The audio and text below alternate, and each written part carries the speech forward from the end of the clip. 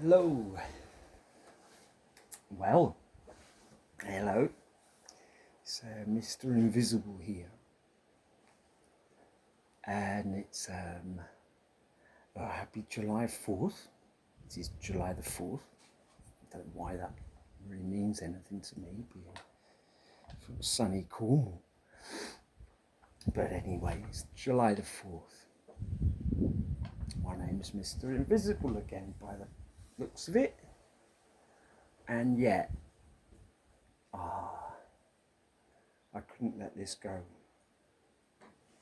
I couldn't not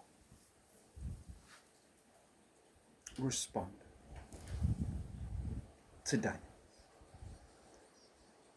Quite specifically for me as, well, now as it turns out,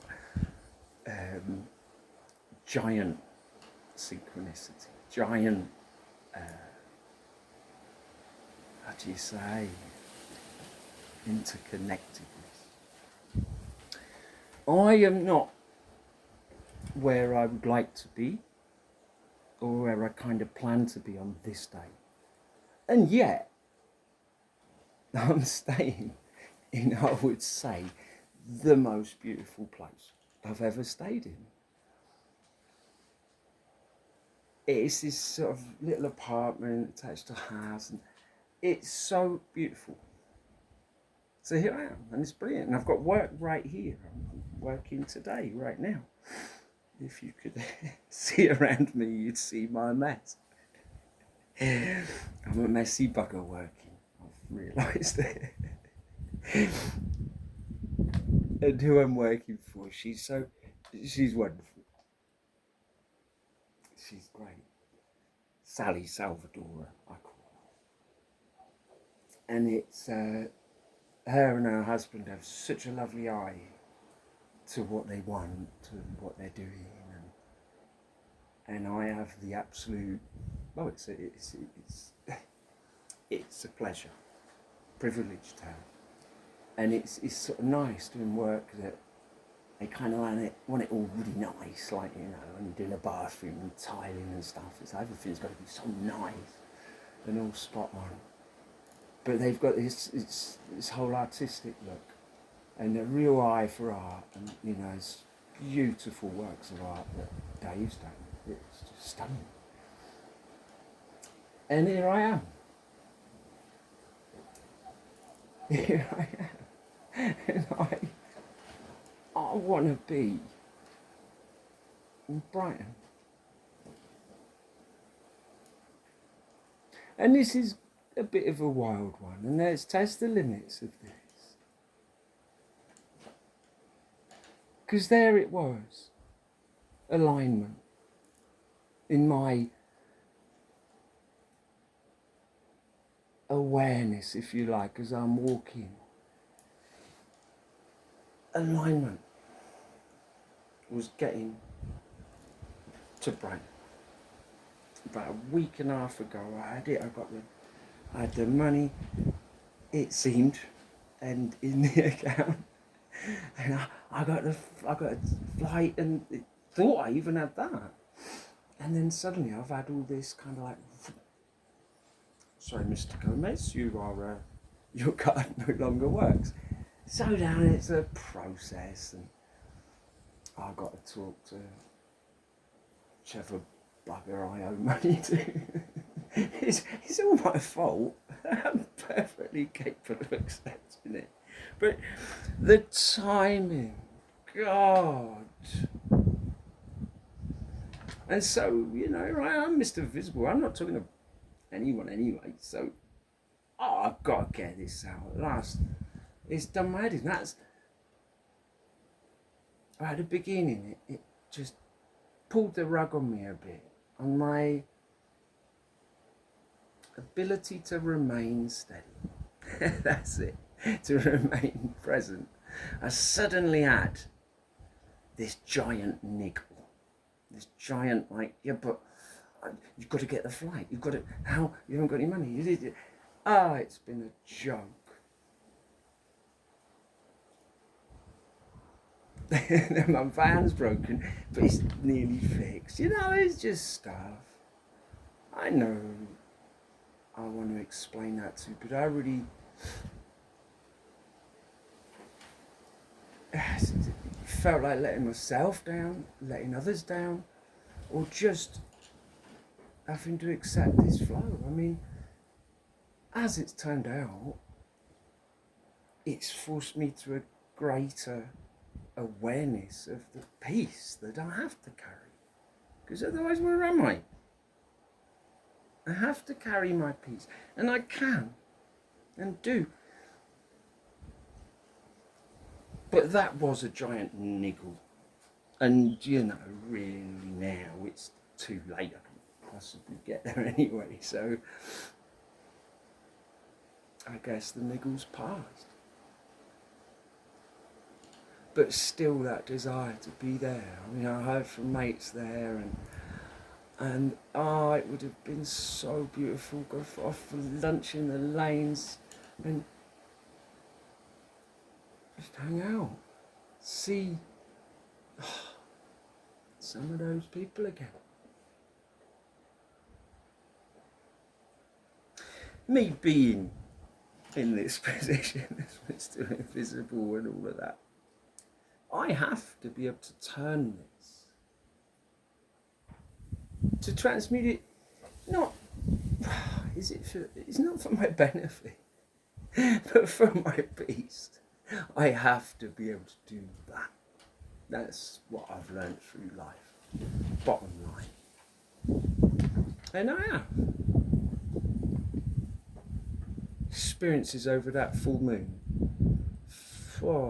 And come on, this moon's got a lot to do with it. These stars,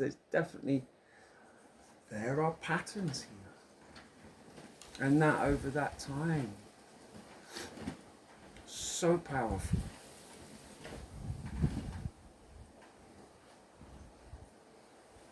And here we are. I knew I needed to see this. It's been just too much. It felt so weird not going. And all those little excuses in your head, excuses, it's like modern world without a card. I know what to say. I have to see it as what it is. But it's not the end of the world. It's just another step that has brought me to more clarity. And has brought me to another step in, hey, hello, how are you lot? Because I'm not giving up.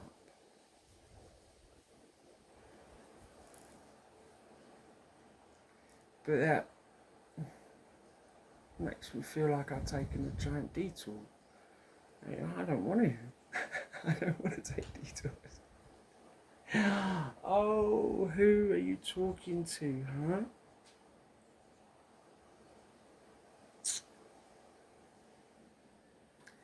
I guess I'd want to talk to the one that said that this was not a game. And I so understand that, and that's really stayed with me. And I pray this gets through, that I'm not playing this sort of game that way. My steps in this journey are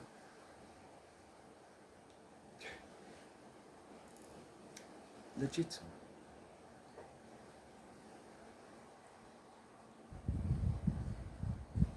I remember saying some time ago about the watchers, if you like, the observers, and seeing, seeing my mistakes. And I said, it's a game. Now, after multiple times I did almost bring it up, and I realised, it's like, yeah, a game. But let me put that in perspective. It is a game of life and death. There's no doubt about it. So understand that if they seem playful and treat it like a game, I do understand it is a game of life and death. This isn't messing around. This is attempting to establish a simple rapport, a way, an attitude between ourselves that I've always found playful to be the best. So I hope that gets through, and all the stuff I learned about that.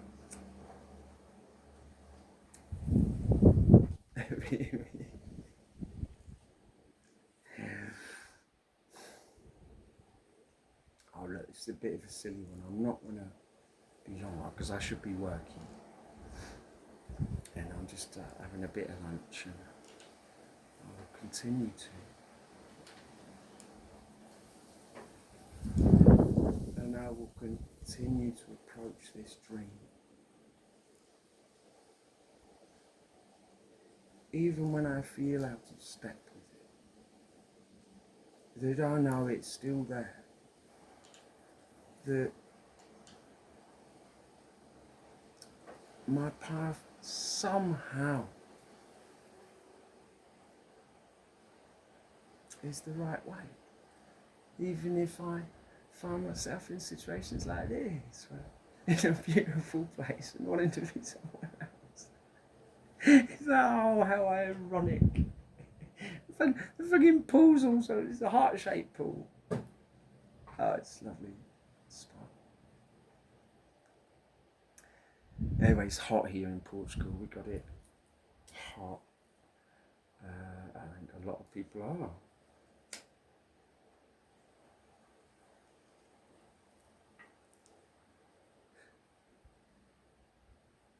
And I just want to reset myself, I guess, here. Revisit the kind of, not promises, but the commitments.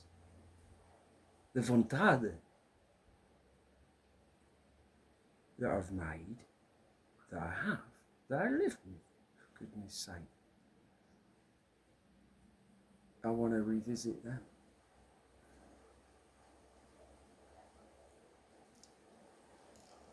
Recommit myself here in this physical world to what I know to be true. This connection, this blanket of love, this beautiful opportunity that we can share, that we can envelop ourselves in. And I just don't want to spend any more time feeling like I've let people down. I let my teacher down, let my wild bird down. There's always this beautiful connection,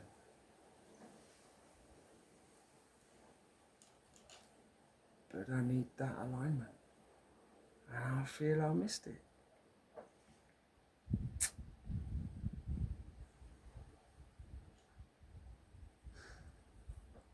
Learned a lot about the wild bird though over all this time. One, she's definitely real. She does exist. I didn't imagine it. Two, she's definitely a female, being she. Three, she's definitely a human female, because there's no way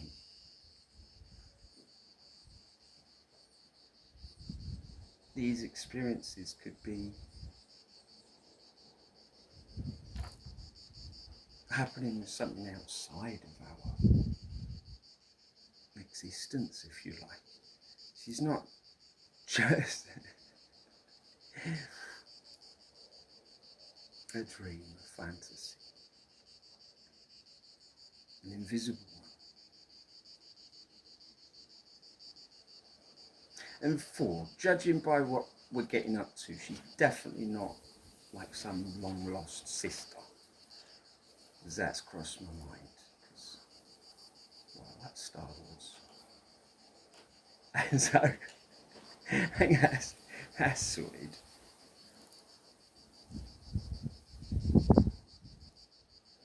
And 5, how on earth could so much preparation and understanding and love not manifest?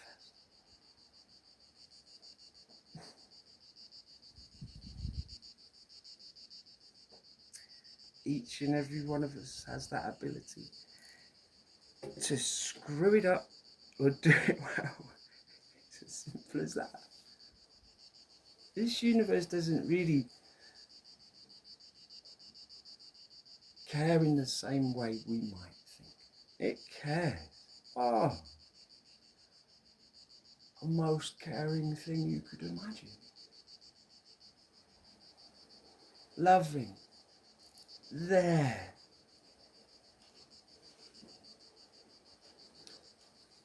But I don't really care if you're just struggling in the middle ground. I guess it's still got us, isn't it? And that's that energy. That's that focus. That's that following your heart. And my heart is in Brighton.